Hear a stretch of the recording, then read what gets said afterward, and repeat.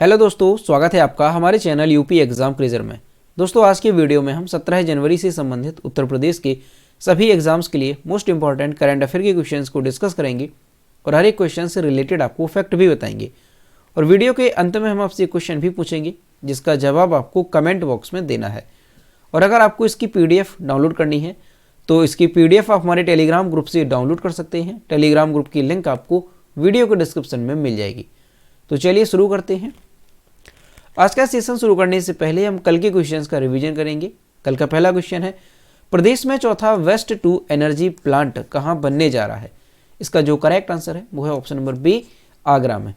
अगला क्वेश्चन है, प्रदेश में किस मंदिर में श्रद्धालुओं के लिए खादी हस्तनिर्मित कागज चप्पलों का विक्रय आरंभ किया गया? इसका जो करेक्ट आंसर है वो है option number D, Kashi Vishwanath मंदिर में। और दोस्तों उत्तर प्रदेश करंट अफेयर की लास्ट 1 ईयर की आपको PDF बाई करनी है तो इसकी लिंक आपको वीडियो के डिस्क्रिप्शन में मिल जाएगी।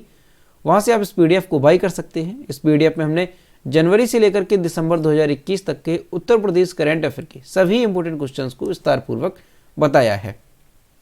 और दोस्तों अगर आपको उत्तर प्रदेश करंट अफेयर की केवल दिसंबर महीने की PDF बाई करनी है तो उसकी लिंक भी आपको वीडियो के डिस्क्रिप्शन में मिल जाएगी। तो वहाँ से आप ये दोनों PDF बाई कर सकते हैं। और दोस्तों PDF डाउनलोड करने में अगर कोई प्रॉब्लम होती है तो साइट पर आपको व्हाट्सएप नंबर और ईमेल मिल जाएगा जिस पर आप कांटेक्ट कर सकते हैं। अगला क्वेश्चन है, NDTV के किस मशहूर पत्रकार का 14 जनवरी 2022 को दिल का दौरा पड़ने से निधन हो गया? इसका जो करेक्ट आंसर है वो है ऑप्शन नंबर सी, कमाल खान का। अगला क्वेश्चन है, माया एंजेलो किस देश के सिक्के पर दिखाई देने वाली पहली अश्वेत महिला बनी? इसका जो करेक्ट आंसर है वो है ऑप्शन नंबर डी, अमेरिका की। अगला क्वेश्चन है, भारत में सेना दिवस यानी आर्मी डे हर साल कब मनाया जाता है? तो भारत में हर साल आर्मी डे यानी सेना दिवस 15 जनवरी को मनाया जाता है, यानी ऑप्शन नंबर ए इसका करेक्ट होगा। अगला क्वेश्चन है, हाल ही में किसने पूर्वोत्तर राज्यों की संस्कृति को बढ़ावा देने के लिए नॉर्थ ईस्ट ऑन व्हील्स अभियान शुरू किया है? इसका जो करेक्ट आंसर है वो है ऑप्शन नंबर बी, संस्कृति राज्य मंत्री मीनाक्षी लेखी के द्वारा। अगला क्वेश्चन है, संयुक्त राष्ट्र यानी UN ने चालू वित्त वर्ष में भारत की आर्थिक वृद्धि दर निम्न में से कितने प्रतिशत रहने का अनुमान लगाया? इसका जो करेक्ट आंसर है वो है ऑप्शन नंबर बी, 6.5%।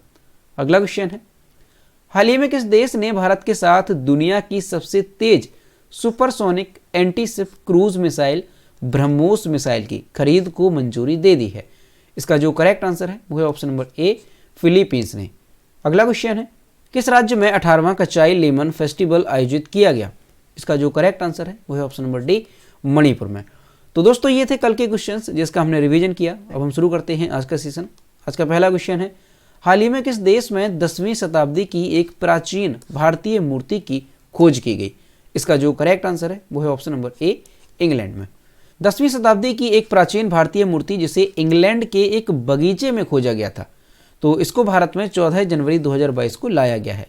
मूर्ति को अवैध तरीके से उत्तर प्रदेश के बांदा से 1980 के दशक में लोखरी के एक मंदिर से हटा दिया गया था। बकरी के सिर वाली योगिनी मूर्ति बलुआ पत्थर में उकेरी गई पत्थर के देवताओं के एक समूह से संबंधित थी और अब इसे यहाँ पर इसे होगा भारतीय पुरातत्व सर्वेक्षण को भेजा जाएगा।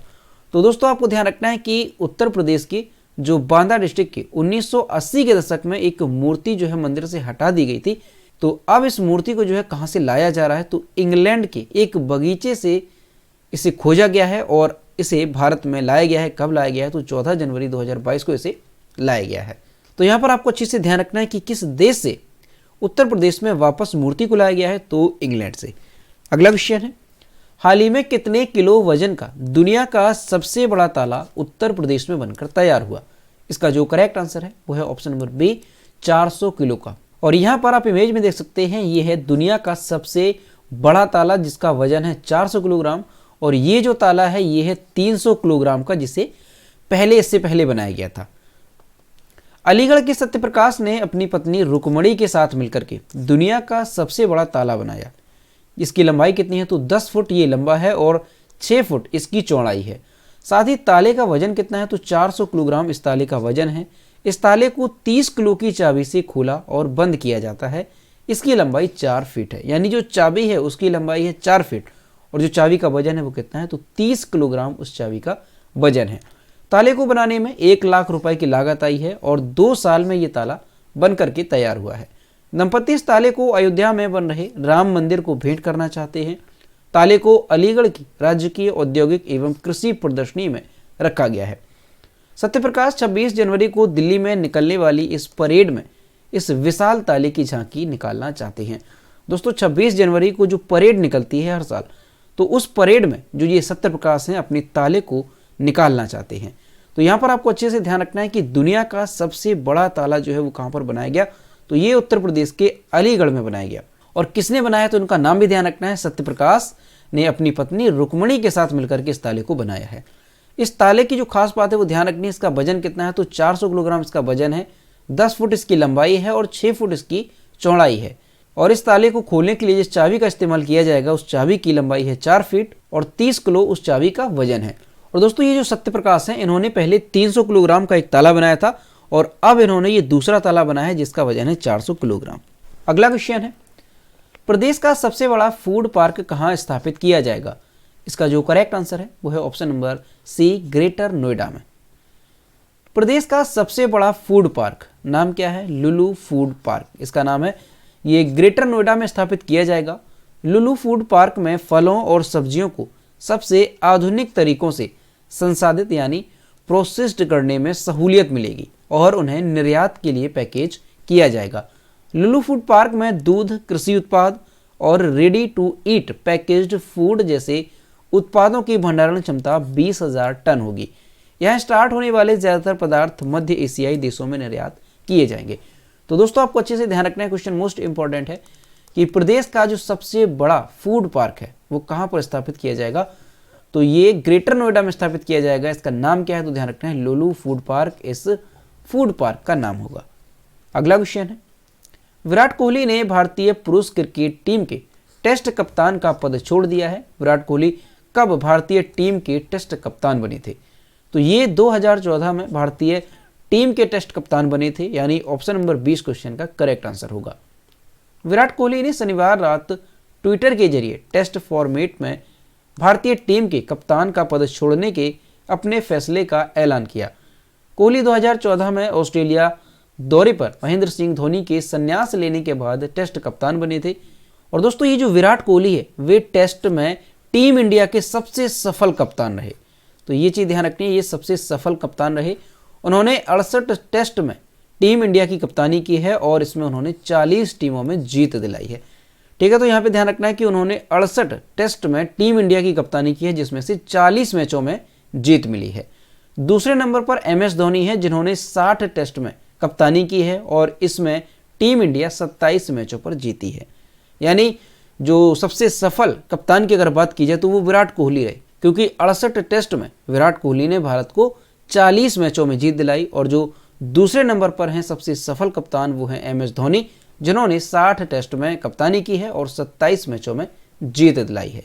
विराट कोहली ऑस्ट्रेलिया में टेस्ट सीरीज जीतने वाले पहले एशियाई कप्तान बने। तो ये पॉइंट भी मोस्ट इंपॉर्टेंट है। तो दोस्तों आपको अच्छे से ध्यान रखना है कि भारतीय टीम के जो कप्तान थे विराट कोहली, उन्होंने अपना कप्तान का पद छोड़ने का फैसला किया है।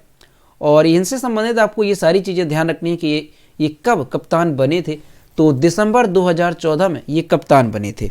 और दोस्तों जो विराट कोहली हैं इससे पहले इन्होंने T20 विश्व कप के बाद T20 फॉर्मेट की कप्तानी छोड़ दी थी और इसके बाद इन्होंने दक्षिण अफ्रीका के खिलाफ सीरीज से पहले उन्हें वनडे की कप्तानी से हटाया गया था और अब इन्होंने जो है टेस्ट की भी कप्तानी छोड़ दी है, यानी तीनों फॉर्मेट से इन्होंने कप्तानी छोड़ दी है। ठीक है, तो ये चीज़ ध्यान रखनी है। और दोस्तों अभी जो है कुछ दिनों में कई सारे देशों के कई सारे खिलाड़ियों ने संन्यास लेने की घोषणा की है। तो किन किन देशों से कौन कौन से खिलाड़ी हैं जिन्होंने संन्यास लेने की घोषणा की है उनको एक बार हम देखते हैं। तो न्यूजीलैंड के जो क्रिकेटर थे रॉस टेलर, उन्होंने 30 दिसंबर 2021 को अंतर्राष्ट्रीय क्रिकेट से संन्यास की घोषणा की।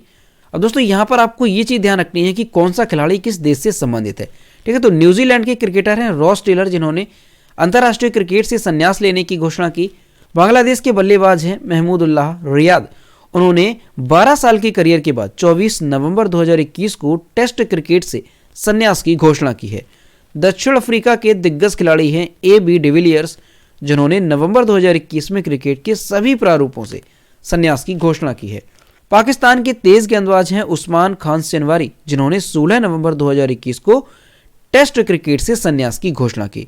और वेस्ट इंडीज के नवंबर 2021 में ऑस्ट्रेलिया के खिलाफ अपना आखिरी टी20 विश्व कप खेलने वाले ड्वेन ब्रावो ने अंतर्राष्ट्रीय से संन्यास ले लिया। तो ये वो खिलाड़ी हैं जिन्होंने अभी कुछ दिन पहले ही क्रिकेट से संन्यास लिया है विभिन्न फॉर्मेट में, तो इनके नाम आपको ध्यान रखने हैं।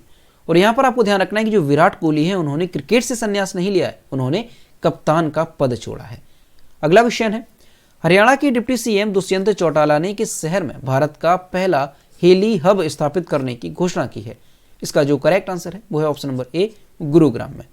हरियाणा के डिप्टी सीएम दुष्यंत चौटाला ने गुरुग्राम व गुड़गांव में भारत का पहला हेली हब स्थापित करने की घोषणा की है। अब ये हेली हब है क्या और इससे किस तरह का लाभ मिलेगा? तो ये जो हेली हब है ये हेलीपोर्ट, हैंगर, मरम्मत और अन्य संबंधित सेवाओं जैसी कई विमानन सुविधाओं के लिए डिजाइन किया गया है। और ये देश का पहला ऐसा हेली हब है जहां पर हेलीकॉप्टरों के लिए एक ही स्थान पर सारी सुविधाएं उपलब्ध होंगी। यानी जो हेलीकॉप्टर्स होते हैं उनके लिए हेलीपोर्ट, हैंगर, मरम्मत यानी उनकी जो भी कमियां हैं उन्हें सही करने के लिए, और इसके अलावा जो भी इससे संबंधित सेवाएं होती हैं वो सारी एक ही स्थान पर उपलब्ध कराई जाएंगी। तो इस तरह का जो हेली हब है ये कहां पर स्थापित करने की घोषणा की गई? तो ये हरियाणा के गुरुग्राम और गुड़गांव में स्थापित करने की घोषणा की गई, जो कि भारत का पहला ऐसा हेली हब होगा। अगला क्वेश्चन है, बधिरों की अखिल भारतीय खेल परिषद को किस राज्य में 2023 तक पहली विश्व बधिर टी20 क्रिकेट चैंपियनशिप आयोजित करने की मंजूरी मिल गई है? इसका जो करेक्ट आंसर है वो है ऑप्शन नंबर बी, केरल में। बधिरों की अखिल भारतीय खेल परिषद को 10 से 20 जनवरी 2023 तक केरल में पहली विश्व बधिर टी20 क्रिकेट चैंपियनशिप की मेजबानी करने के लिए बधिरों के लिए खेल की अंतर्राष्ट्रीय समिति से मंजूरी मिल गई है। अब दोस्तों ये जो चैंपियनशिप है बधिरों के लिए, तो ये 2020-21 में आयोजित करने की योजना थी, लेकिन कोविड-19 की वजह से इसे 2022 तक के लिए स्थगित कर दिया गया और अब इसे 2023 के लिए निर्धारित किया गया है। यानी 2022 से भी बढ़ा करके 2023 में ये किया जाएगा पहला विश्व बधिर टी20 क्रिकेट चैंपियनशिप में कम से कम 8 देशों के भाग लेने की उम्मीद है और इस तरह का अंतर्राष्ट्रीय आयोजन भारत में पहली बार ICSD की मंजूरी से हो रहा है। तो ये भी क्वेश्चन मोस्ट इंपॉर्टेंट है, इसे भी आपको ध्यान रखना है कि भारत में पहली बार जो विश्व बधिर टी20 क्रिकेट चैंपियनशिप है इसकी मेजबानी कौन करेगा? तो केरल जो है इसकी मेजबानी करेगा और इसकी मेजबानी के लिए अंतर्राष्ट्रीय समिति से मंजूरी केरल को मिल गई है। कब किया जाएगा? तो ये भी ध्यान रखना है 10 जनवरी से 20 जनवरी 2023 में इसे आयोजित किया जाएगा। अब दोस्तों यहाँ पर केरल की बात है तो ये है मैप में केरल। केरल की कैपिटल है तिरुवनंतपुरम, केरल के चीफ मिनिस्टर हैं पिनरई विजयन और केरल के गवर्नर हैं आरिफ मोहम्मद खान। और केरल में लोकसभा सीटों की संख्या कितनी है? तो 20 यहाँ पर लोकसभा सीटों की संख्या है और 9 यहाँ पर राज्यसभा सीटों की संख्या है। अगला क्वेश्चन है, एस रामेश्वर नायर का 73 वर्ष की आयु में निधन हो गया। वह एक प्रसिद्ध क्या थे? तो ये एक प्रसिद्ध कवि थे, यानी ऑप्शन नंबर डी इसका करेक्ट हो जाएगा। प्रसिद्ध मलयालम कवि एस रामेश्वर नायर का 73 वर्ष की आयु में निधन हो गया, जिन्होंने 150 से अधिक मलयालम फिल्मों और भजनों की एल्बमों के लिए गीत लिखे थे। एस रामेश्वर नायर हाल ही में कोविड-19 पॉजिटिव पाए गए थे, जो कि पहले से ही कैंसर की बीमारी से पीड़ित थे और इनका जो है 73 वर्ष की आयु में निधन हो गया। तो दोस्तों ध्यान रखना है कि जो मलयालम कवि थे एस रामेश्वर नायर, उनका हाल ही में 73 वर्ष की उम्र में निधन हो गया और दोस्तों इन्होंने 150 से अधिक मलयालम फिल्मों और भजनों की एल्बमों के लिए गीत लिखे थे। तो काफ़ी चर्चित ये कवि थे एस रामेश्वर नायर। अगला क्वेश्चन है, भारत ने किस देश के साथ समुद्री साझेदारी अभ्यास शुरू किया? इसका जो करेक्ट आंसर है वो है ऑप्शन नंबर ए, जापान के साथ। भारत और जापान की नौसेनाओं ने दोनों देशों के बीच रक्षा सहयोग बढ़ाने के लिए बंगाल की खाड़ी में समुद्री अभ्यास किया है। अभ्यास का उद्देश्य द्विपक्षीय संबंधों को मजबूत करना, रक्षा सहयोग को बढ़ावा देना और दोनों नौसेनाओं के बीच आपसी समझ और क्रियाशीलता को बढ़ाना और सर्वोत्तम प्रथाओं को साझा करना है। भारत में जापान देश के साथ समुद्री साझेदारी को बढ़ावा देने के लिए इंडो पैसिफिक में 2+2 वार्ता का आयोजन किया गया। तो दोस्तों आपको ध्यान रखना है कि अभी भारत और जापान की नौसेनाओं ने दोनों देशों के बीच रक्षा सहयोग बढ़ाने के लिए बंगाल की खाड़ी में समुद्री अभ्यास किया और इसके साथ ही भारत में जापान देश के साथ समुद्री साझेदारी को बढ़ावा देने के लिए इंडो पैसिफिक में 2+2 वार्ता का भी आयोजन किया गया। और दोस्तों यहाँ पर आपको जापान से संबंधित ध्यान रखनी है इसकी कैपिटल, करेंसी और इसके प्राइम मिनिस्टर। तो जापान की कैपिटल है टोक्यो और जापान के प्राइम मिनिस्टर कौन है? तो फुमियो किशिदा जापान के प्राइम मिनिस्टर हैं। और जापान की करेंसी क्या है? तो जापानीज येन जापान की करेंसी है। अगला क्वेश्चन है, भारत और किस देश के बीच दिल्ली में मुक्त व्यापार वार्ता शुरू हुई? इसका जो करेक्ट आंसर है वो है ऑप्शन नंबर सी, ब्रिटेन के साथ। भारत और ब्रिटेन देश के बीच दिल्ली में औपचारिक मुक्त व्यापार अनुबंधन के लिए वार्ता शुरू हुई, जिसके बाद दोनों देशों के बीच लोगों और वस्तुओं की मुक्त आवाजाही का रास्ता साफ हो गया। इस वार्ता में ब्रिटेन की ओर से अंतर्राष्ट्रीय व्यापार मंत्री एनी मैरी ट्रेवेलियन ने और भारत की तरफ से वाणिज्य मंत्री पीयूष गोयल ने भाग लिया। तो दोस्तों आपको ध्यान रखना है कि भारत और ब्रिटेन देश के बीच दिल्ली में औपचारिक मुक्त व्यापार अनुबंधन के लिए एक वार्ता शुरू की गई, जिसमें कि जो ब्रिटेन की ओर से किसने भाग लिया? तो ध्यान रखना है अंतर्राष्ट्रीय व्यापार मंत्री एनी मैरी ट्रेवेलियन। और भारत की ओर से किसने भाग लिया? तो वाणिज्य मंत्री पीयूष गोयल ने भारत की ओर से भाग लिया। और इस वार्ता से क्या हुआ है? तो इस वार्ता से दोनों देशों के बीच लोगों और वस्तुओं की मुक्त आवाजाही का रास्ता साफ हुआ है। अब दोस्तों ब्रिटेन से संबंधित आपको ध्यान रखना है कि इसकी कैपिटल क्या है? तो ब्रिटेन की कैपिटल है लंदन। ब्रिटेन के जो प्राइम मिनिस्टर हैं वो कौन है? तो बोरिस जॉनसन ब्रिटेन के प्राइम मिनिस्टर हैं। और ब्रिटेन की करेंसी क्या है? तो पाउंड स्टर्लिंग ब्रिटेन की करेंसी है। अगला क्वेश्चन है, हाल ही में ग्लोबल प्राइवेट बैंकिंग अवार्ड्स में किस बैंक को भारत में सर्वश्रेष्ठ निजी बैंक के रूप में नामित किया गया? इसका जो करेक्ट आंसर है वो है option number D, HDFC bank को। फाइनेंशियल टाइम्स ग्रुप द्वारा प्रकाशित व्यावसायिक धन प्रबंधन, यहाँ पर ये 2 बार नहीं होगा, पत्रिका में हाल ही में ग्लोबल प्राइवेट बैंकिंग अवार्ड्स में HDFC बैंक को भारत में सर्वश्रेष्ठ निजी बैंक के रूप में नामित किया गया। यानी सर्वश्रेष्ठ प्राइवेट बैंक के रूप में नामित किया गया किस बैंक को? HDFC बैंक को। यह पुरस्कार पर्यावरण, सामाजिक और शासन, डिजिटलीकरण, संचार और निवेश में तेजी लाने में योगदान के लिए दिया जाता है। तो आपको अच्छे से ध्यान रखना है कि अभी हाल ही में फाइनेंशियल टाइम्स ग्रुप द्वारा जो एक पत्रिका प्रकाशित की गई है, तो उसमें ग्लोबल प्राइवेट बैंकिंग अवार्ड के लिए किस बैंक को नामित किया गया? तो HDFC बैंक को सर्वश्रेष्ठ निजी बैंक के रूप में नामित किया गया है। तो दोस्तों ये थे 17 जनवरी से संबंधित उत्तर प्रदेश के सभी एग्जाम्स के लिए मोस्ट इंपॉर्टेंट करंट अफेयर के क्वेश्चन जो कि हमने डिस्कस किए। अब हम देखते हैं कल के वीडियो को क्वेश्चन जो हमने आपसे पूछा था। तो ये है कल के वीडियो को क्वेश्चन जो हमने आपसे पूछा था, भारतीय अंतरिक्ष अनुसंधान संगठन यानी इसरो के नए चीफ के रूप में निम्न में से किसे नियुक्त किया गया? इसका जो करेक्ट आंसर था वो ऑप्शन नंबर ए था, एस सोमनाथ। और लगभग सभी स्टूडेंट्स ने इसके सही जवाब किए और कई सारे स्टूडेंट्स ने इसके बारे में डिटेल में भी लिखा। और मैं हर रोज आपसे कहता हूं कि जो भी क्वेश्चन आपसे पूछा जाए तो सभी लोग क्वेश्चन का आंसर जरूर किया करो, और जितना भी उस क्वेश्चन से संबंधित आपको डिटेल पता है तो उसे भी आप जरूर लिखा करो। तो ये है आज का क्वेश्चन, दक्षिण अफ्रीका में टेस्ट क्रिकेट में शतक लगाने वाले पहले भारतीय विकेट कीपर बल्लेबाज निम्न में से कौन बन गए हैं? ऑप्शन नंबर ए है ईशान किशन, बी है KL राहुल, सी है ऋषभ पंत और डी है दिनेश कार्तिक। तो इसका जो भी करेक्ट आंसर है वो आपको कमेंट बॉक्स में बताना है। तो दोस्तों अगर आपको आज का वीडियो पसंद आया हो तो वीडियो को लाइक करें, अपने दोस्तों के साथ शेयर करें, और अगर अभी तक हमारे चैनल पर नए हैं तो चैनल को सब्सक्राइब करना बिल्कुल भी ना भूलें। तो मिलते हैं नेक्स्ट वीडियो में। Thank you.